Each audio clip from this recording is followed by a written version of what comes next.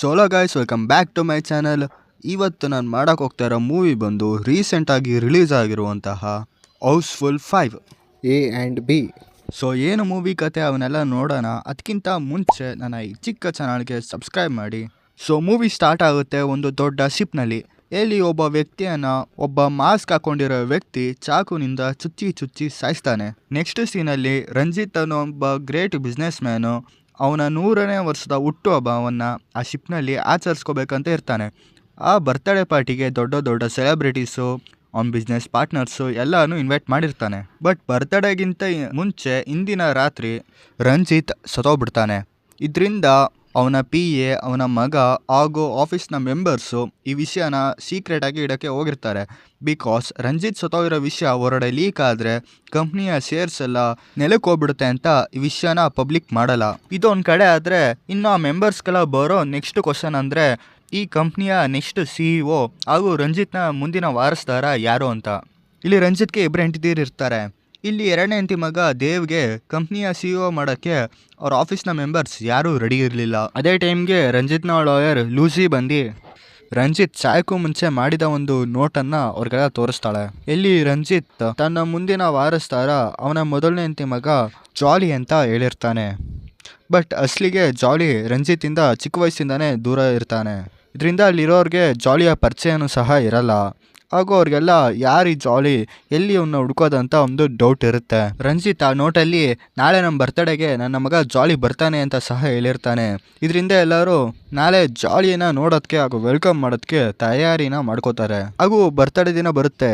ಎಲ್ಲಿ ಮೊದಲಿಗೆ ಜಲಾಲುದ್ದೀನ್ ಅನ್ನೋ ಒಬ್ಬ ಆತ ಅವನ ಪತ್ನಿ ಜೊತೆಗೆ ನಾನೇ ಜಾಲಿ ಅಂದ್ಕೊಂಡು ಬರ್ತಾನೆ. ಹಾಗೂ ಪ್ರೂಫ್ಗೆ ಜಾಲಿಯ ದೇವ ಮೇಲಿರೋ ಒಂದು ಗುರ್ತನ ಸಹ ತೋರಿಸ್ತಾನೆ. ಬಟ್ ಇದಾಗಿ ಸ್ವಲ್ಪ ಹೊತ್ತಲ್ಲೇ ಜಲ್ಭೂಷಣ್ ಅನ್ನೋನು ನಾನು ಜಾಲಿ ಅಂದ್ಕೊಂಡು ಅದೇ ಗುರ್ತನ್ನು ತೋರಿಸ್ಕೊಂಡು ಬರ್ತಾನೆ. ಇದರಿಂದ ದೇವ್, ಮಾಯಾ ಅಲ್ಲಿರೋರಿಗೆಲ್ಲ ಸ್ವಲ್ಪ ಕನ್ಫ್ಯೂಷನ್ ಆಗುತ್ತೆ ಯಾರು ನಿಜವಾದ ಜಾಲಿ ಅಂತ.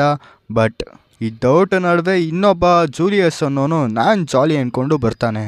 ಹಾಗೂ ಅವನು ಸಹ ಆ ಒಂದು ಮಾರ್ಕನ್ನು ತೋರಿಸ್ತಾನೆ. ಇದರಿಂದ ಅವ್ರಿಗೆಲ್ಲರಿಗೂ ಯಾರು ನಿಜವಾದ ಜಾಲಿ ಅಂತ ಗೊತ್ತಾಗಲ್ಲ. ಸೊ ಜಾಲಿ ಗೊತ್ತಾಗೋ ತನಕ ನೀವು 3 ಜನ ಇದೇ ಶಿಪ್ಪಲ್ಲಿ ಇರಿ ಅಂತ ಅವ್ರನ್ನ ಇರಿಸ್ಕೋತಾರೆ.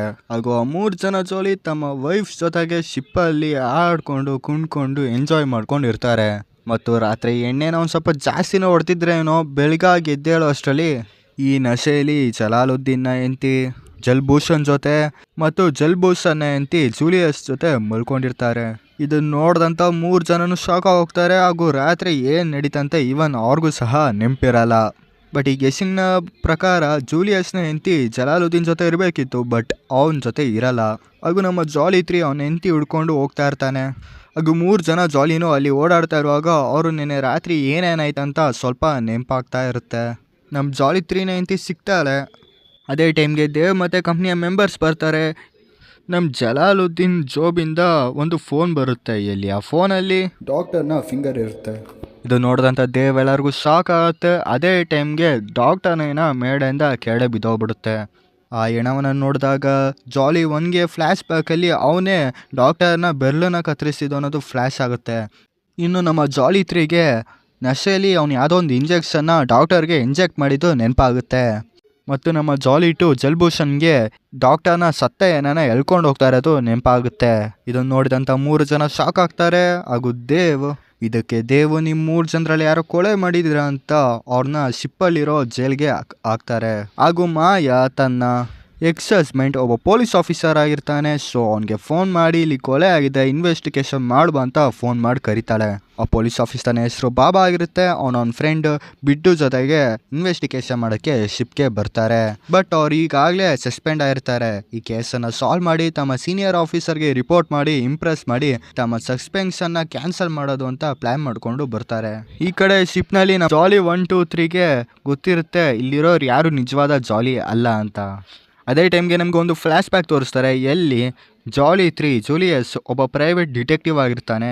ಎಲ್ಲಿ ರಂಜಿತ್ ತನ್ನ ಮಗ ಜಾಲಿಯನ್ನು ಹುಡ್ಕೊಡು ಅಂತ ಜೂಲಿಯಸ್ಗೆ ಜಾಲಿಯ ಎಲ್ಲ ಹಿಸ್ಟ್ರಿ ಡೀಟೇಲ್ಸ್ನೆಲ್ಲ ಕೊಡ್ತಾನೆ. ಹಾಗೂ ಜೂಲಿಯಸ್ಗೆ ಗೊತ್ತಿರುತ್ತೆ ರಂಜಿತ್ ಇನ್ನೇನು ಸತ್ತೋಗ್ತಾನೆ, ಆದ್ದರಿಂದ ನಾನೇ ಜಾಲಿಯಾಗಿ ಬಂದರೆ ಅಷ್ಟು ನನಗೆ ಬರುತ್ತಲ್ಲ ಅಂತ ಪ್ಲ್ಯಾನ್ ಮಾಡಿಕೊಂಡು ರಂಜಿತ್ ಸಾಯೋದಕ್ಕೆ ವೆಯ್ಟ್ ಮಾಡಿ ಅಲ್ಲಿಗೆ ಬರೋದಕ್ಕೆ ಸ್ಕೆಚ್ ಆಗ್ತಾನೆ. ಹಾಗೂ ಕಾಂಚಿ ಅನ್ನೋ ಒಬ್ಬ ಹುಡುಗಿನ ನೀ ನನ್ನ ಹೆಂಡತಿಯಾಗಿ ಬಾ ಇಬ್ಬರು ಆಸ್ತಿಯನ್ನು ಲೂಟಿ ಮಾಡೋಣ ಅಂತ ಕರೀತಾನೆ. ಹಾಗೂ ಈ ವಿಷಯ ಎಲ್ಲ ಗೊತ್ತಾದಂಥ ಕಾಂಚಿ ಯಾರು ಮೊದಲೇ ಜಲಾಲುದ್ದೀನ್ನ ಗರ್ಲ್ ಫ್ರೆಂಡ್ ಆಗಿರ್ತಾಳೆ. ಅವಳು ಜಲಾಲುದ್ದೀನ್ಗೆ ಇವೆಲ್ಲ ವಿಷಯನೂ ಹೇಳಿ ನೀನು ಇಲ್ಲಿಗೆ ಬಂದು ಆಸ್ತಿನ ಹೊಡಿ ಅಂತ ಜೂಲಿಯಸ್ ಹೇಳಿದಂಥ ಎಲ್ಲ ಮಾರ್ಕನ್ನು ಜಲಾಲುದ್ದೀನ್ಗೆ ಮಾಡ್ತಾಳೆ. ಇದರಿಂದ ಜಲಾಲುದ್ದೀನು ಝಾರಾ ಒಬ್ಬವನ್ನು ಹುಡುಗಿನ ನೀನು ನೆಂತಿಯಾಗಿ ಯಾಕೆ ಮಾಡು, ನಾವಿಬ್ಬರು ಸೇರಿ ಆ ಆಸ್ತಿನ ಲೂಟಿ ಮಾಡೋಣ ಅಂತ ಹೇಳ್ತಾಳೆ. ಆದರೆ ಅಸಲಿಗೆ ಝಾರಾ ಜಲ್ಬೂಷನ್ನ ಗರ್ಲ್ ಫ್ರೆಂಡ್ ಆಗಿರ್ತಾಳೆ. ಸೊ ಈ ಎಲ್ಲ ವಿಷಯನ ಜಲ್ಬೂಷನ್ಗೆ ಹೇಳ್ತಾಳೆ. ಹಾಗೂ ಜಲ್ಬೂಷನ್ನು ಶಶಿಕಲಾ ಅನ್ನೋ ಹುಡುಗಿ ಜೊತೆ ಆ ಶಿಪ್ಗೆ ಬರ್ತಾನೆ. ಒಟ್ಟಾರೆ ಇದ್ರ ಬಗ್ಗೆ ಹೇಳ್ಬೇಕಂದ್ರೆ ಇವರು ಲವ್ ಮಾಡಿದೊಬ್ರನ್ನ ಹಾಗೂ ಮದುವೆ ಆಗಿರೋದು ಇನ್ನೊಬ್ರನ್ನ. ಹಾಗೂ ಇದರಿಂದ ಅವರವರೇ ಕಚ್ಚಾಡ್ತಾ ಇರ್ತಾರೆ. ಆಗ ನಮ್ಮ ಜಾಲಿ 3 ಕಿತ್ತಾಡೋದು ಬೇಡ, ಪೊಲೀಸಿನೇಮ್ ಬರ್ತಾರೆ. ಹಾಗೂ ಪೊಲೀಸವರೇನಾದರೂ ಬಂದರೆ ನಮ್ಮ 3 ಜನದ್ದು DNA ಟೆಸ್ಟ್ ಮಾಡ್ತಾರೆ. ಆಗ ನಮ್ಮ 3 ಜನದ ಸತ್ಯ ಗೊತ್ತಾಗ್ಬಿಡುತ್ತೆ. ಸೊ ಯಾರು ಜಾಲಿ ಆಗ್ತಿರೋ ಬಿಡ್ತಿರೋ ಗೊತ್ತಿಲ್ಲ. ಫಸ್ಟು ರಂಜಿತ್ ಸರ್ನ ಬಾಡಿನ ನೀರಿಗೆ ಹಾಕ್ಬಿಡೋಣ, ಇದರಿಂದ ಅವ್ರು ನಮ್ಮ DNA ಟೆಸ್ಟ್ ಮಾಡೋಕ್ಕಾಗಲ್ಲ ಅಂತ ಹೇಳ್ತಾನೆ. ಹಾಗೂ ಝಾರಾ, ಶಶಿಕಲಾ, ಕಾಂಚಿನ ಲ್ಯಾಬಲ್ಲಿ ಯಾವ್ದಾದ್ರು ರಂಜಿತ್ನ DNA ಅಥವಾ ಬ್ಲಡ್ ಇದ್ದರೆ ಅದನ್ನಲ್ಲೇ ಡಿಸ್ಟ್ರಾಯ್ ಮಾಡಿ ಅಂತ ಹೇಳ್ತಾನೆ. ಹಾಗೂ ನಮ್ಮ 3 ಜನ ಜಾಲಿಗಳು ಜೈಲಿಂದ ಸೀಕ್ರೆಟಾಗಿ ಎಸ್ಕೇಪ್ ಆಗಿ ರಂಜಿತ್ನ ಬಾಡಿನ ಹೊರಗಡೆ ತೊಗೊಂಬರೋಕ್ಕೆ ಹೋಗ್ತಾರೆ. ಬಟ್ ಹೊರಗಡೆ ಜನರು ಸುಮಾರು ಜನ ಇರ್ತಾರೆ. ಅವ್ರು ಅಂದ್ಕೊಂಡಿದ್ದ ಕೆಲಸ ಮಾಡೋಕ್ಕಾಗಲ್ಲ. ಅದಕ್ಕೆ ಅವರು ರೂಮಿನ ಬೀರು ಒಳಗಡೆ ರಂಜಿತ್ನ ಬಾಡಿನ ಹಾಕ್ತಾರೆ. ಮತ್ತು ಎಲ್ಲ ಹೋದ್ಮೇಲೆ ಆ ಬಾಡಿಯನ್ನು ತೆಗಿಯೋದಕ್ಕೆ ಹೋಗ್ತಾರೆ. ಎಲ್ಲಿ ರಂಜಿತ್ನ ಬಾಡಿ ಜೊತೆಗೆ ಆ ಆಫೀಸ್ ಮೆಂಬರ್ ಬೇಬಿಯ ಬಾಡಿ ಸಿಗುತ್ತೆ. ಮತ್ತೊಂದು ಕಡೆ ಝಾರಾ, ಶಶಿಕಲಾ, ಕಾಂಚಿ ಜಾಲಿ ಹತ್ರ ಬಂದು ಒಂದು ವಿಡಿಯೋನ ತೋರಿಸ್ತಾರೆ. ಆ ವಿಡಿಯೋದಲ್ಲಿ ಎಲ್ಲಿ ಬೇಬಿ ಡಾಕ್ಟರ್ನ ಶವದ ಹತ್ರ ಏನೋ ಮಾಡ್ತಾ ಇರೋ ವಿಡಿಯೋ ಕಾಣಿಸುತ್ತೆ. ಇದರಿಂದ ಅವರು ಇವನೇ ಆ ಡಾಕ್ಟರ್ನ ಸಾಯಿಸಿರೋದು ಎವಿಡೆನ್ಸ್ನ ಮುಚ್ಚಾಕೋದಕ್ಕೆ ಏನೋ ಅವ್ರು ಮಾಡ್ತಿದ್ದ ಅಂತ ಹೇಳ್ತಾರೆ. ಬಟ್ ಅಷ್ಟೇ ಪೊಲೀಸವ್ರು ಬಂದ್ಬಿಡ್ತಾರೆ. ಹಾಗೂ ಪೊಲೀಸವರು ಆ ಹೆಣವನ್ನ ನೋಡಿ ನೀವೇ ಇವ್ನು ಕೊಲೆ ಮಾಡಿರೋದು ಅಂತ ಶಿಪ್ಪಲ್ಲಿರುವಂಥ ಜೈಲ್ಗೆ ಹಾಕ್ತಾರೆ. ಮತ್ತು ನಮ್ಮ ಪೊಲೀಸರು ಒಬ್ಬೊಬ್ಬರನ್ನೇ ಇನ್ವೆಸ್ಟಿಗೇಷನ್ಗೆ ಕರೀತಾರೆ. ಹಾಗೂ ಆ 3 ಜನನೂ ನಾವು ಕೊಲೆ ಮಾಡಿಲ್ಲ ಅಂತಲೇ ಹೇಳ್ತಾರೆ. ಇದರಿಂದ ಇಬ್ಬರು ಪೊಲೀಸ್ ಆಫೀಸರು ಇಡೀ ಶಿಪ್ಪಲ್ಲಿ ಇನ್ವೆಸ್ಟಿಗೇಷನ್ ಸ್ಟಾರ್ಟ್ ಮಾಡ್ತಾರೆ. ಹಾಗೂ ಫೈನಲಿ ಅವ್ರಿಗೆ ಆ ರಾತ್ರಿ ಏನು ನಡೀತು ಅನ್ನೋ ಸತ್ಯ ಗೊತ್ತಾಗುತ್ತೆ. ಜಲಾಲುದ್ದೀನು ಡಾಕ್ಟರ್ನ ಕೈ ಬೆರಳನ್ನ ಕತ್ತರಿಸ್ದ. ಆದರೆ ಅವನು ಡಾಕ್ಟರ್ನೇನು ಸಾಯಿಸಲಿಲ್ಲ. ಇದರಿಂದ ಅವನು ನಿರಪರಾಧಿಯಾಗಿದ್ದ. ಇನ್ನು ಆ ನಿಜವಾದ ಕಿಲ್ಲರು ಡಾಕ್ಟರ್ ಬಾಯಿಗೆ ಪೀನಟ್ ಹಾಕಿದ್ದ. ಎಲ್ಲಿ ಡಾಕ್ಟರ್ಗೆ ಪೀನಟ್ ಅಂದರೆ ಅಲರ್ಜಿ ಇತ್ತು. ಅದೇ ಟೈಮ್ಗೆ ಆ್ಯಂಟಿ ಇಂಜೆಕ್ಷನ್ನ ಜೂಲಿಯಸ್ಸು ಡಾಕ್ಟರಿಂದ ಕಿತ್ತಿ ಹಾಕಿದ್ದ. ಇದರಿಂದ ಜೂಲಿಯಸ್ಸು ಡಾಕ್ಟ್ರಿಗೆ ಹೆಲ್ಪ್ ಮಾಡ್ದ ಹೊರತು ಅವನೇನು ಡಾಕ್ಟ್ರನ್ನ ಸಾಯಿಸಿರಲಿಲ್ಲ. ಜೂಲಿಯಸ್ ಹೋದ ನಂತರ ನಿಜವಾದ ಕಿಲ್ಲರ್ ಬಂದು ಡಾಕ್ಟರ್ನ ಸಾಯಿಸ್ದ. ಹಾಗೂ ಸತ್ತ ಡಾಕ್ಟರ್ನ ಶವವನ್ನು ನೋಡಿದಂಥ ಜಲ್ಬೂಷನ್ನು ಅದನ್ನು ಎಳ್ಕೊಂಡೋಗಿ ಒಂದು ಸೈಡ್ಗೆ ಹಾಕ್ತಾ. ಇದರಿಂದ ಜಲ್ಬೂಷನ್ನು ಸಹ ಕ್ರಿಮಿನಲ್ ಅಲ್ಲ. ಸೊ ಇನ್ಸ್ಪೆಕ್ಟರು ಈ 3 ಜನ ಡಾಕ್ಟರ್ನ ಸಾಯಿಸಿಲ್ಲ ಅಂತ ರಿಲೀಸ್ ಮಾಡ್ತಾರೆ.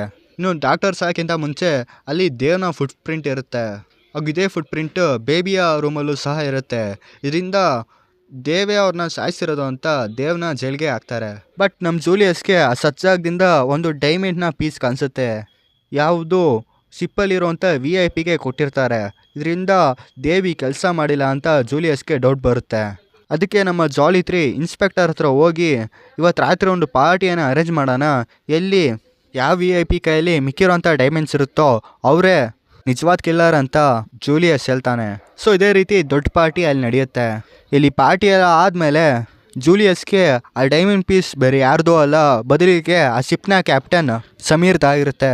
ಹಾಗೂ ಜೂಲಿಯಸ್ ಸಮೀರ್ನ ರೂಮ್ಗೆ ಹೋದಾಗ ಸಮೀರ್ ರೂಮಲ್ಲಿ ರಕ್ತದಿಂದ ಇರುವಂಥ ಒಂದು ಡ್ರೆಸ್ ಸಿಗುತ್ತೆ. ಸೊ ಇದರಿಂದ ಜೂಲಿಯಸ್ಗೆ ಸಮೀರೇ ಕಿಲ್ಲರ್ ಅಂತ ಕನ್ಫರ್ಮ್ ಆಗುತ್ತೆ. ಹಾಗೂ ಇನ್ಸ್ಪೆಕ್ಟರ್ಗೆ ಹೇಳಿ ಸಮೀರ್ನ ಅರೆಸ್ಟ್ ಮಾಡೋಕ್ಕೆ ಹೋಗ್ತಾರೆ. ಬಟ್ ಅಷ್ಟರಲ್ಲೇ ಲೈಟ್ಸ್ ಆಫ್ ಆಗುತ್ತೆ.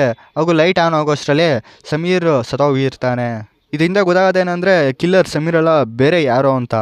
ಅದೇ ಟೈಮ್ಗೆ ಶಿಪ್ಪಲ್ಲಿ ಬಾಬಾ ಮತ್ತು ಬಿಡ್ಡುನ ಸೀನಿಯರ್ ಆಫೀಸರ್ ದಗಡು ಬರ್ತಾನೆ. ಮತ್ತು ದಗಡು, ನೀವಿಬ್ಬರು ಇದ್ದು ಸಹ ಇಲ್ಲಿ ಕಣ್ಮುಂದೆನೇ 3 ಕ್ರೈಮ್ ನಡೆದಿದೆ, ಹಾಗೂ ನೀವೇನು ತಡೆದಿಲ್ಲ ಅಂತ ಕೋಪದಲ್ಲಿ ಅವರಿಬ್ಬರನ್ನೇ ಜೈಲ್ಗೆ ಹಾಕ್ತಾನೆ. ಹಾಗೂ ಜೈಲಲ್ಲಿರುವಂಥ ದೇವ್ನ ಸಹ ರಿಲೀಸ್ ಮಾಡಿಸ್ತಾನೆ. ಹಾಗೂ ದಗಡು ಅಲ್ಲಿರೋರಿಗೆಲ್ಲ ನಿಮ್ಮಲ್ಲೇ ಯಾರೋ ಈ 3 ಕೊಲೆಯನ್ನು ಸಹ ಮಾಡಿದ್ರ ಅಂತ ನನಗೆ ಗೊತ್ತು, ಅವ್ರ ಡೀಟೇಲ್ಸ್ ಎಲ್ಲ ಈ ಸೂಟ್ ಕೇಸಲ್ಲಿದೆ, ನಾನು ನಾಳೆ ರಿವೀಲ್ ಮಾಡ್ತೀನಿ ಅಂತ ದಗಡು ಅವ್ನ ರೂಮ್ಗೆ ಮಲ್ಕೊಳ್ಳೋಕ್ಕೆ ಹೋಗ್ತಾನೆ. ಇದರಿಂದ ಎಲ್ಲರೂ ಯಾರು ನಿಜವಾದ ಕಿಲ್ಲರು ಅಂತ ತುಂಬಾ ಟೆನ್ಷನ್ ಆಗಿರ್ತಾರೆ. ಅದೇ ಟೈಮ್ಗೆ ಜೂಲಿಯಸ್ ಈ ದಗಡು ತನ್ನ ಉಚ್ಚಾಟದಿಂದ ನಮ್ಮನ್ನೇ ಜೈಲ್ಗೆ ಹಾಕಿಸ್ತಾನೆ. ಹಾಗೂ ಅವನು ಕೇಸ್ನ ಕ್ಲೋಸ್ ಮಾಡೋಕ್ಕೆ ಯಾರನ್ನೋ ಇನ್ನೋಸೆಂಟ್ನೇ ಪಕ್ಕ ಸಿಕ್ಕಾಕ್ಸ್ತಾನೆ ಅಂತ ಹೇಳ್ತಾನೆ. ಅದಕ್ಕೆ ನಾವು ರಾತ್ರಿನೇ ದಗಡುನ ಸಾಯಿಸಿದ್ರೆ ಹೆಂಗಿರುತ್ತೆ ಅಂತ ಹೇಳ್ತಾ ಇರ್ತಾನೆ. ಇದಾಗಿದ್ದು ಸ್ವಲ್ಪ ಹೊತ್ತಿನಲ್ಲೇ ದಗಡು ರೂಮ್ಗೆ ಕಿಲ್ಲರು ದಗಡುನ ಸಾಯಿಸೋಕ್ಕೆ ಬರ್ತಾನೆ. ಹಾಗೂ ಕಿಲ್ಲರ್ ಅಲ್ಲಿರುವಂಥ ಸೂಟ್ ಕೇಸನ್ನು ಓಪನ್ ಮಾಡ್ತಾನೆ. ಎಲ್ಲಿ ಆ ಸೂಟ್ ಕೇಸಲ್ಲಿ ಒಂದು ಕನ್ನಡಿ ಬಿಟ್ಟರೆ ಇನ್ನೇನು ಇರಲ್ಲ. ಮತ್ತು ಆ ಕಿಲ್ಲರ್ ತನ್ನ ಮುಖವಾಡನ ಓಪನ್ ಮಾಡ್ತಾನೆ.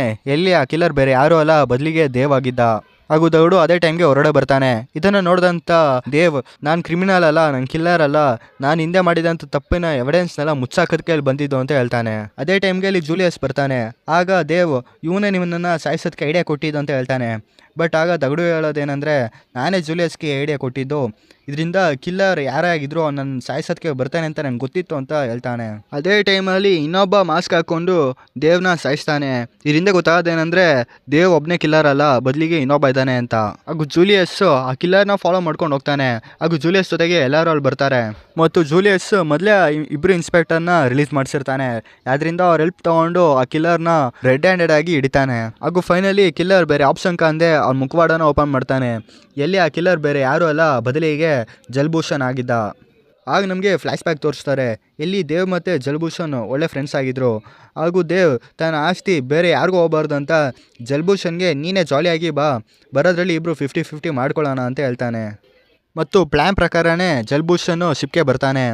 ಮತ್ತು ಡಾಕ್ಟರು 3 ಜನದ ಬ್ಲಡ್ಡನ್ನು ತೊಗೊಂಡು DNA ಟೆಸ್ಟ್ ಮಾಡೋಕ್ಕೆ ಹೋದಾಗ ದೇವ್ ರಾತ್ರಿ ಹೊತ್ತು ಲ್ಯಾಬ್ಗೆ ಬಂದು ಜಲ್ಭೂಷಣ್ದು ಮತ್ತು ರಂಜಿತ್ನ DNA ಮ್ಯಾಚ್ ಮಾಡೋಕ್ಕೆ ಟ್ರೈ ಮಾಡ್ತಾನೆ. ಹಾಗೂ ಲ್ಯಾಬಲ್ಲಿ ಡಾಕ್ಟರ್ ಇವನ್ನೆಲ್ಲನೂ ನೋಡ್ತಾನೆ. ಇದರಿಂದ ಎಲ್ಲಿ ಡಾಕ್ಟರ್ ಹೊರಗಡೆ ಬಾಯಿ ಬಿಡ್ತಾನೋ ಅಂತ ದೇವೇ ಆ ಡಾಕ್ಟರ್ನ ಸಾಯಿಸಿರ್ತಾನೆ. ಹಾಗೂ ದೇವ್ ಸಾಯಿಸೋದನ್ನ ಸಮೀರ್ ನೋಡಿರ್ತಾನೆ. ಇದರಿಂದ ಆ ಜಾಗದಲ್ಲಿ ಇರೋದಕ್ಕೆ ಸಮೀರ್ನ ಬಟ್ಟೆ ಮೇಲೆ ರಕ್ತದ ಕಲೆ ಇರುತ್ತೆ. ಮತ್ತು ಆ ಡಾಕ್ಟರ್ನ ಸಾಯಿಸಿದಂಥ ಚಾಕು ಬೇಬಿಗೆ ಸಿಗುತ್ತೆ. ಎಲ್ಲಿ ಅದು ದೇವ್ದಂತ ಬೇಬಿಗೆ ಗೊತ್ತಾಗುತ್ತೆ. ಹಾಗೂ ಈ ವಿಷಯ ಎಲ್ಲಿ ಬೇಬಿ ಹೊರಗಡೆ ಬಿಡ್ತಾನೋ ಅಂತ ದೇವೇ ಬೇಬಿನೂ ಸಹ ಸಾಯಿಸಿರ್ತಾನೆ. ಹಾಗೂ ಅವತ್ತು ರಾತ್ರಿ ಲೈಟ್ ಆಫ್ ಆದಾಗ ಸಮೀರನ್ನು ಜಲ್ಭೂಷಣ್ ಸಾಯಿಸಿರ್ತಾನೆ. ಒಟ್ಟಾರೆ ಹೇಳ್ಬೇಕಂತಂದರೆ ಇವಿಷ್ಟು ಕ್ರೈಮ್ನ ಇವರಿಬ್ಬರು ಸೇರ್ಕೊಂಡು ಮಾಡಿದರು. ಹಾಗೂ ಅದೇ ಟೈಮ್ಗೆ ಜಲ್ಭೂಷಣ್ಣು ಒಂದು ಫ್ಯಾನಿನ ಸ್ವಿಚ್ಚನ್ನು ಆನ್ ಮಾಡ್ತಾನೆ. ಎಲ್ಲಿ ಎಲ್ಲರೂ ಗಾಳಿಯ ವೇಗಕ್ಕೆ ಅಲ್ಲಿಗೆ ಹೋಗ್ತಾ ಇರ್ತಾರೆ. ಹಾಗೂ ಅದೇ ಟೈಮ್ಗೆ ನಿಜವಾದ ಜಾಲಿ ಬಂದು ಆ ಸ್ವಿಚ್ಚನ್ನು ಆಫ್ ಮಾಡ್ತಾನೆ. ಹಾಗೂ ದೇವ್ ಅಸಲಿಗೆ ಸತ್ತಿರಲ್ಲ, ಬದಲಿಗೆ ಬದುಕಿರ್ತಾನೆ. ಹಾಗೂ ಜೈಲಿಗೆ ಕಳಿಸ್ತಾರೆ. ಮತ್ತು ಜಾಲಿ, ನನ್ನ ಹತ್ರ ಇದಕ್ಕಿಂತ ಡಬಲ್ ಆಸ್ತಿ ಇದೆ, ಆದರೂ ಇದ್ರ ಅವಶ್ಯಕತೆ ನನಗಿಲ್ಲ ಅಂತ ಶಿಪ್ಪಲ್ಲಿರೋರಿಗೆಲ್ಲ ಈಕ್ವಲ್ ಆಗಿ ಅನಿಸ್ತಾನೆ. ಇದರಿಂದ ದೇವ್ ಮತ್ತು ಜಲ್ಭೂಷಣ್ ತುಂಬಾ ಹುರ್ಕೋತಾರೆ. ಇಲ್ಲಿಗೆ ಹೌಸ್ಫುಲ್ 5 ಎ ಭಾಗ ಮುಗಿಯುತ್ತೆ. ಇನ್ನು ಬಿ ಭಾಗಕ್ಕೆ ಬಂದರೆ ಬಿ ಭಾಗದಲ್ಲೂ ಎಲ್ಲ ಸೇಮ್ ಆಗಿರುತ್ತೆ. ಬಟ್ ಲಾಸ್ಟಲ್ಲಿ ದೇವ್ ಬದಲಿಗೆ ಅಲ್ಲಿ ಮಾಯಾ ಬರ್ತಾಳೆ. ಹಾಗೂ ಮಾಯಾ ಕ್ರಿಮಿನಲ್ ಆಗಿರ್ತಾಳೆ. ಹಾಗೂ ದೇವ್ ಮಾಡಿದ ಕೆಲಸನೆಲ್ಲ ಅಲ್ಲಿ ಮಾಯಾ ಮಾಡಿರ್ತಾಳೆ. ಹಾಗೂ ಲಾಸ್ಟಲ್ಲಿ ದೇವ್ ಬದಲಿಗೆ ಜಲ್ಭೂಷಣ್ ಜೊತೆ ಮಾಯಾ ಜೈಲ್ಗೆ ಹೋಗ್ತಾಳೆ. ಸೊ ಇದಾಗಿತ್ತು ಹೌಸ್ಫುಲ್ 5ನ ಮೂವಿಯ ಸ್ಟೋರಿ. ಇನ್ನೂ ಹೊಸ ಮೂವಿಯ ಕತೆ ಬೇಕಿದ್ರೆ ನಮ್ಮ ಚಾನಲ್ಗೆ ಈಗಲೇ ಸಬ್ಸ್ಕ್ರೈಬ್ ಮಾಡ್ಕೊಳ್ಳಿ. ಸೊ ಸಿಗುವ ನೆಕ್ಸ್ಟ್ ವಿಡಿಯೋದಲ್ಲಿ. ಬಾಯ್.